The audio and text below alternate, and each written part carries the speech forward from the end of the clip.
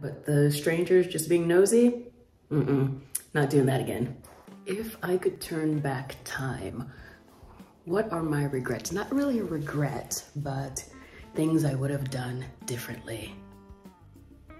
Welcome back to Homeschooling Through High School. Today we're going to talk about things we wish we would have done differently as a homeschooling family. Today's collaboration is with Yuri from the Clan 7. Here is her channel. Make sure to check her channel out as well as the playlist that is below.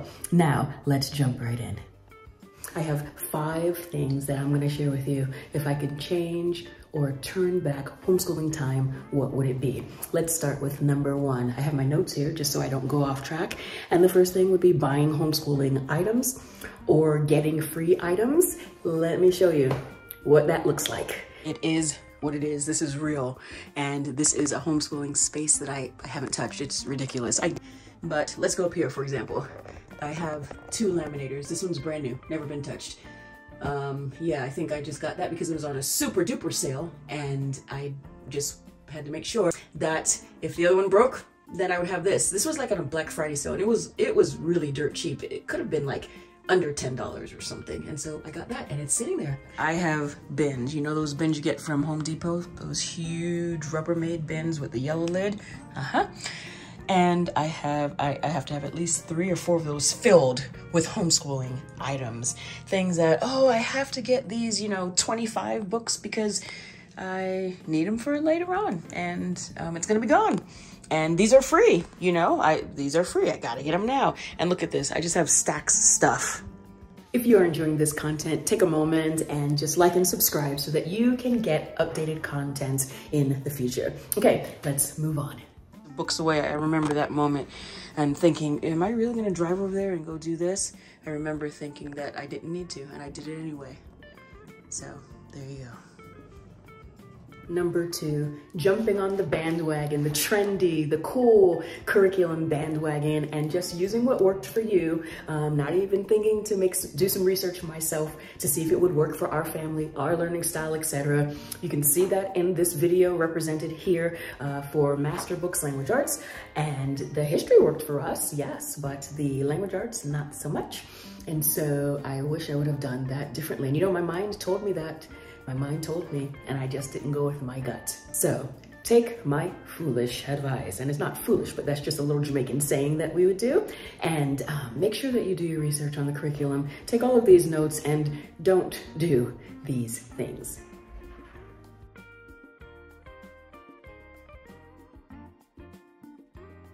Number 3, knowing from the parent meeting of a co-op that this was not gonna be a good fit, and then taking the kids and attending the co-op anyway. Yep, I'm at fault for that one.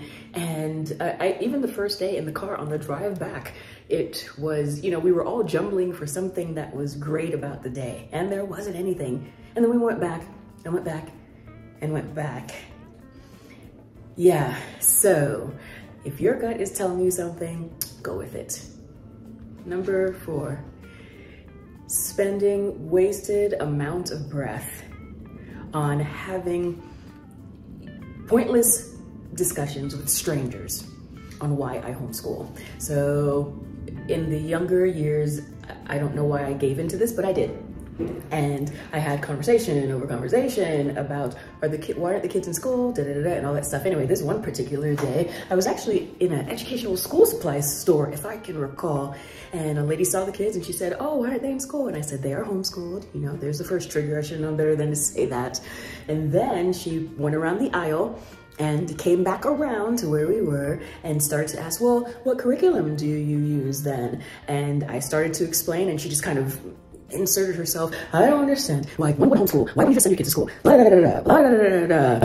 And I decided to have a conversation with her. It was just pointless. And unfortunately, I did that 1, 2, 3, 4, 5 times too many. And I would just advise you not to. For some, that might not be something they would go back and redo. It's not necessarily regret, because I learned from all of these things, but if I could go back, I just would not engage in those conversations. Now, I could have some family chats and we could talk about, you know, that to the people who really have an impact on my kids' lives and stuff like that. But the strangers just being nosy, not doing that again. So this one's kind of twofold. So there's an A and a B, and it's about the younger years. And during the younger years, I just wish that I took more joy in the homeschool moments. I did enjoy going to the park and meeting with other homeschool moms and that sort of thing and doing outside activities. But when it came to homeschooling, it was drudgery. And I think that also had to do with the fact that they're very close in age and there were household duties to take care of and all the rest of that. And so I just didn't enjoy the homeschool moments as much as I wanted to.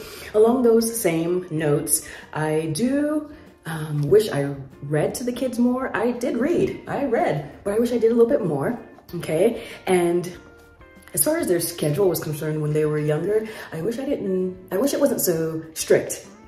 And I wish I was a little bit more loose. It wasn't until they were in, let's see, 2nd, 3rd, and 4th grade, somewhere around there, that I realized, hey, my son can do math and he doesn't have to be sitting so structured or anything, right? He can do math and lay on the couch and kick his feet up if he wants to.